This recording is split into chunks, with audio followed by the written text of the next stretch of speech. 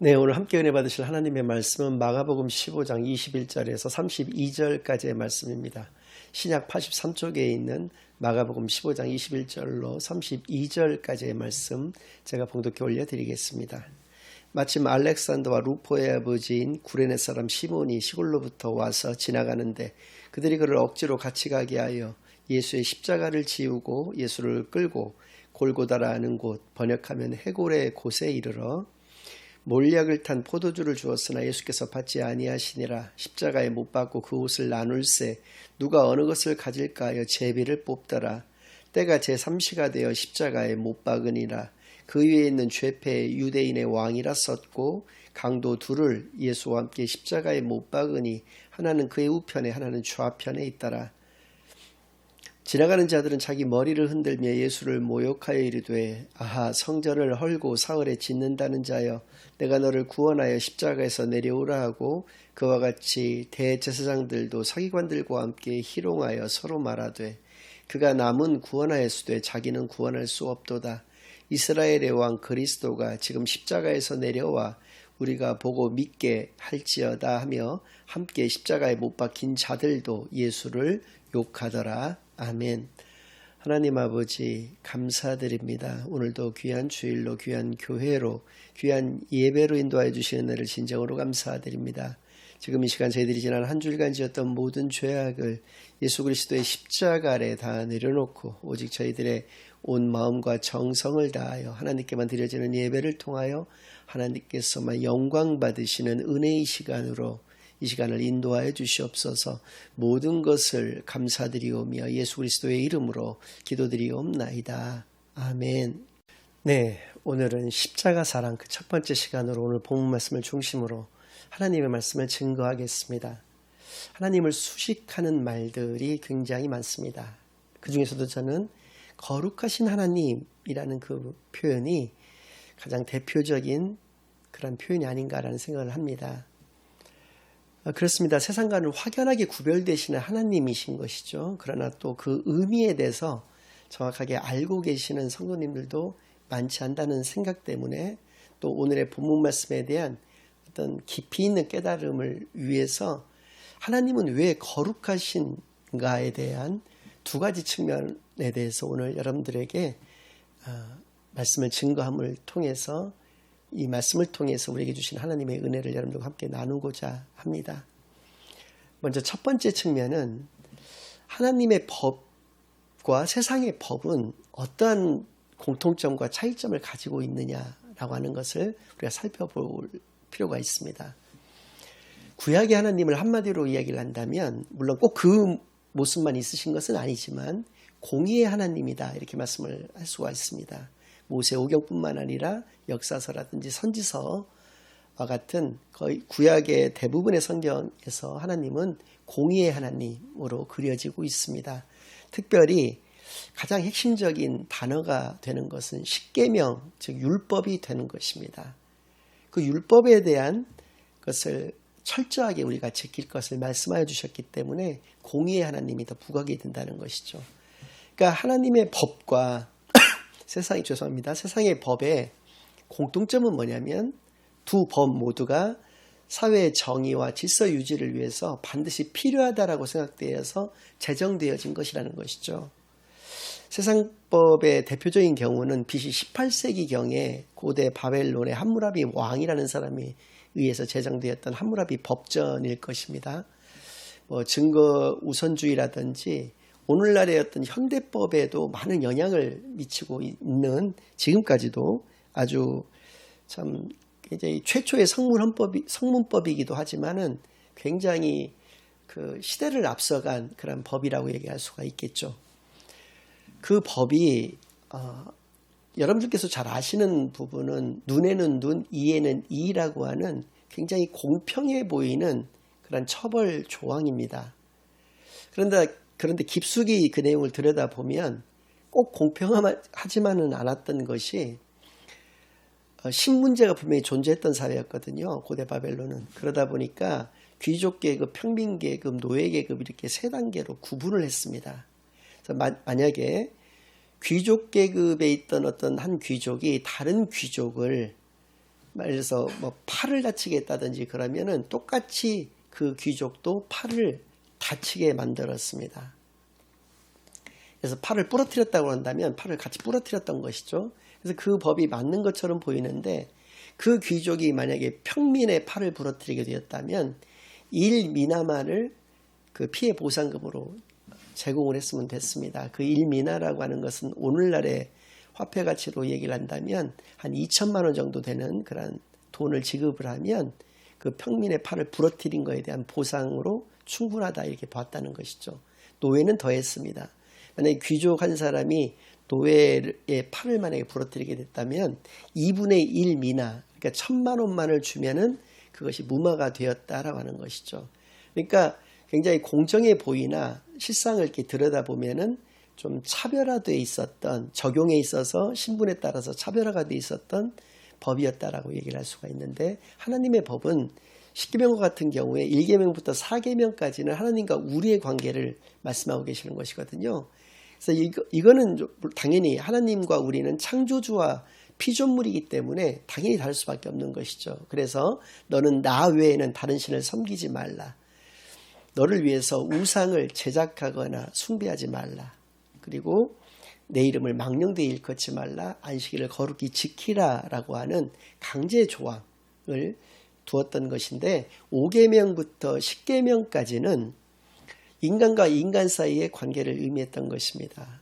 예를 들어서 내 부모를 공경하라, 살인하지 말라, 간음하지 말라, 도둑질하지 말라, 그리고 뭐 이웃 때문에 거짓 증거하지 말라, 또 이웃의 것들을 탐심을 갖지 말라, 이렇게 5계명부터 10계명까지, 특별히 이제 5계명과 같은 경우는 그 계명의 그 순서가 앞에 있는 순서대로 중요하다는 것을 의미하는데, 살인하지 말 것보다도 더 중요하게 여겼던 것은 부모와 자식의 관계라는 것이죠. 그래서 인간관계의 기초를 이루고 있는 것은 부모와 자식의 관계고, 자식이 만약에 부모를 공경하지 않는다면 그건 살인죄보다도 더한 죄라고 하는 것을 분명히 말씀해 주셨고, 이 법은 귀족이든 평민이든 노예든 할 것 없이 모두에게 똑같이 적용되는 법이었다라고 하는 것이죠. 그러니까 세상의 법은 겉으로 보기에는 공평해 보이나 내용을 천천히 들여다보면 차별적인 요소들이 많은 반면에 하나님의 법은 하나님과 우리의 관계를 제외한 인간과 인간 사이의 관계에서는 공평무사한 법이었다라고 하는 그런 차이점을 가지고 있는다는 것이죠. 그런데 신약에 들어와서의 하나님은 또 사랑의 하나님이 강조가 되고 있습니다. 그래서 가장 핵심적인 단어는 십자가가 되는 것이죠.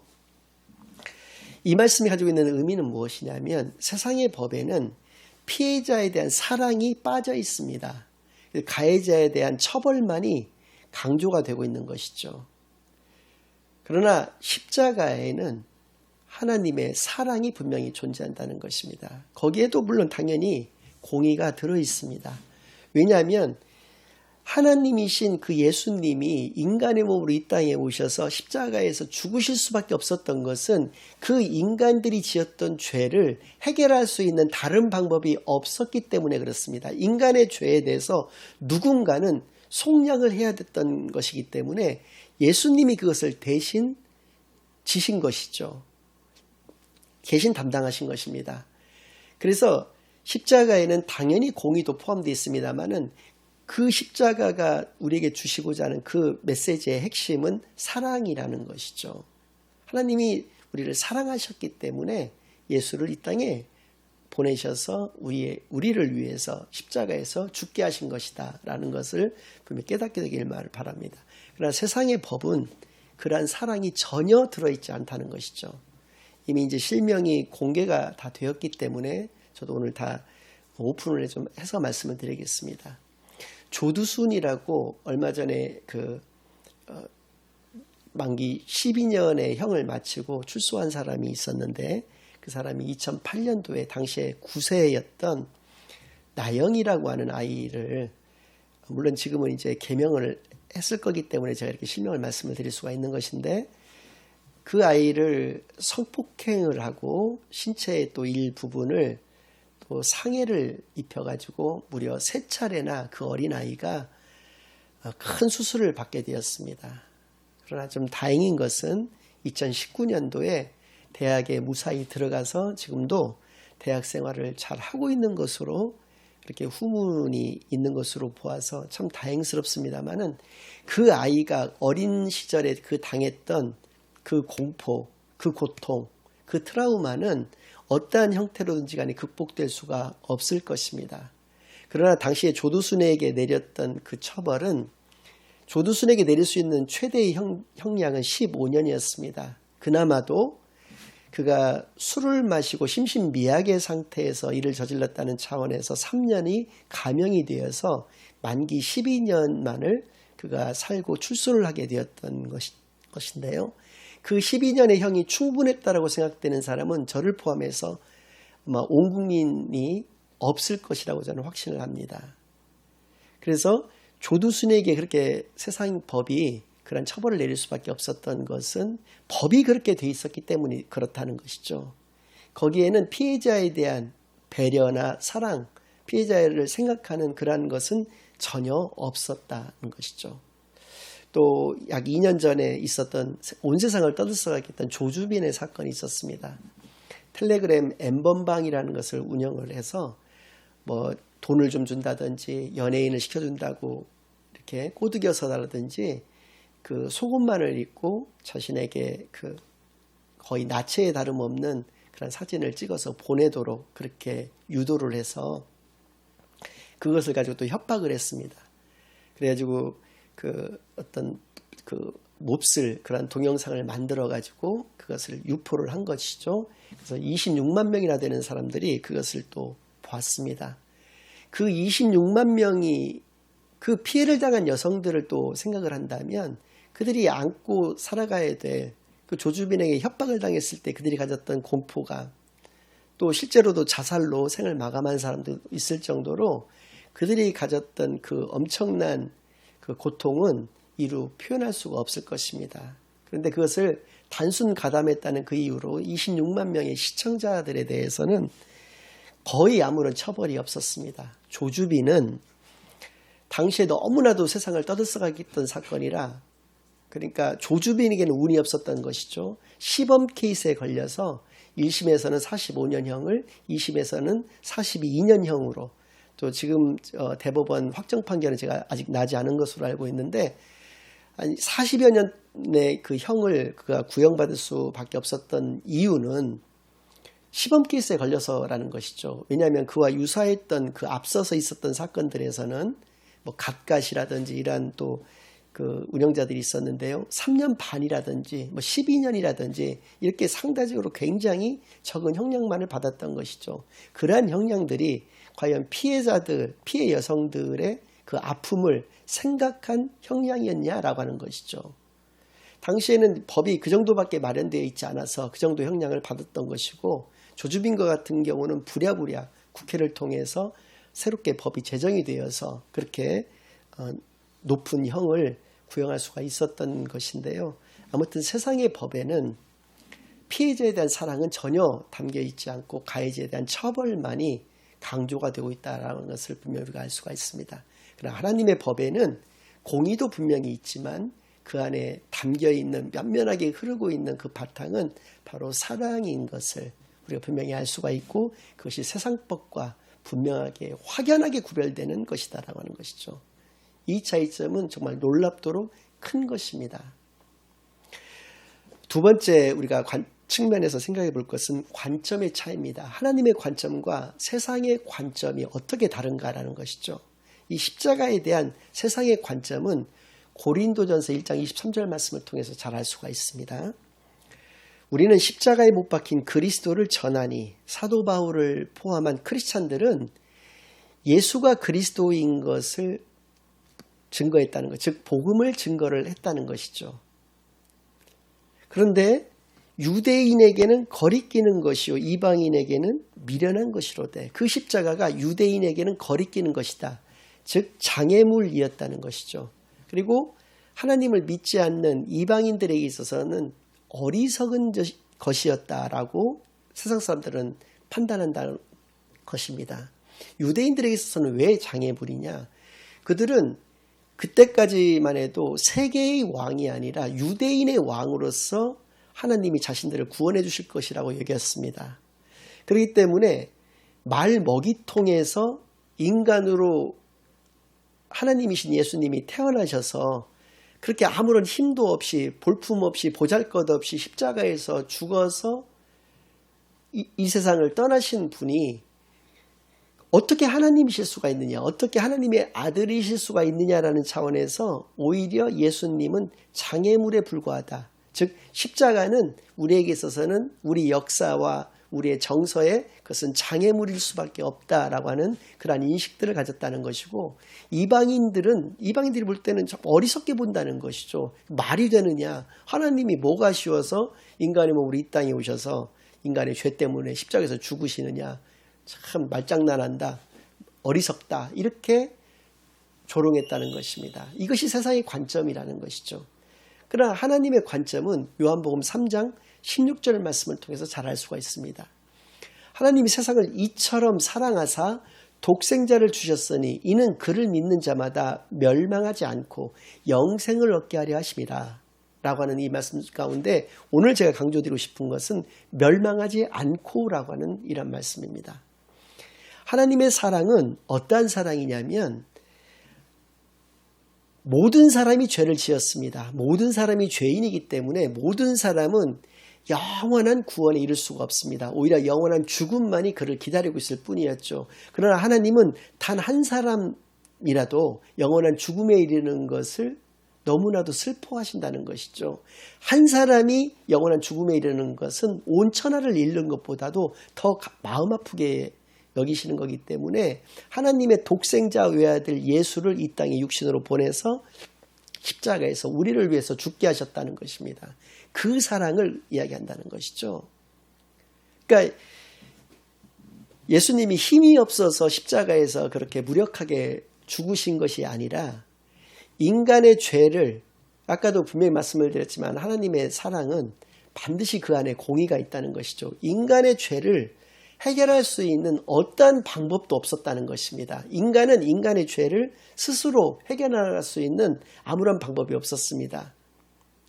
그런데 예수님만이 그들을 속량하실 수가 있었던 것이죠. 그들의 죄를 담당하시고 그것을 예수를 그리스도로 믿음만을 통해서 그들을 구원하실 수 있는 그러한 유일한 분이셨다는 것이죠. 유일한 구원의 길이었다는 것입니다. 그래서 그 십자가를 사랑이라고 일컫는 것이죠. 그래서 저는 결론적으로 여러분들에게 말씀드리고 싶은 것은 그것입니다. 거룩은 전지전능이 아닌 것 같습니다. 거룩은 사랑인 것 같습니다. 그러니까 이것을 다르게 표현을 한다면 하나님께서 천지를, 온 세상을 창조를 하셨기 때문에 거룩하신 분이 아니라, 물론 그것도 거룩하신 것이죠. 그건 누구도 흉내조차도 낼 수 없는 것이기 때문에 그렇지만, 그러나 그 볼품없는 나무 조각인 십자가로 인해서 하나님은 거룩하신 하나님이다. 저는 이렇게 단정지어서 말씀드릴 수 있다는 것이죠. 왜냐하면 그 사랑은, 그 십자가에 있는 그 사랑은 하늘을 이렇게 종이 삼고 바다를 이렇게 먹을 삼아서 그렇게 기록을 해나간다고 하더라도 다 기록할 수 없는 그러한 사랑이기 때문에 그렇다는 것이죠. 모쪼록 십자가를 바라보고 하나님의 사랑을 늘 간직하고 그것을 생각하면서 세상을 살아가시는 저와 여러분이 되시기만을 간절히 소망합니다. 이제는 우리 주 예수 그리스도의 은혜와 아버지 하나님의 극진하신 사랑과 성령 하나님의 내주인도 역사 교통하심이 이후 십자가만을 바라보며 예수의 그 사랑만을 늘 간직하고 생각하며 또 예수의 사랑을 실천하며 사랑하기로 다짐하고 결심하고 돌아가는 모든 사랑하는 주의 자녀들과 그 가정 위에, 그들의 생업 위에 이제로부터 영원까지 항상 함께 있을지어다. 아멘.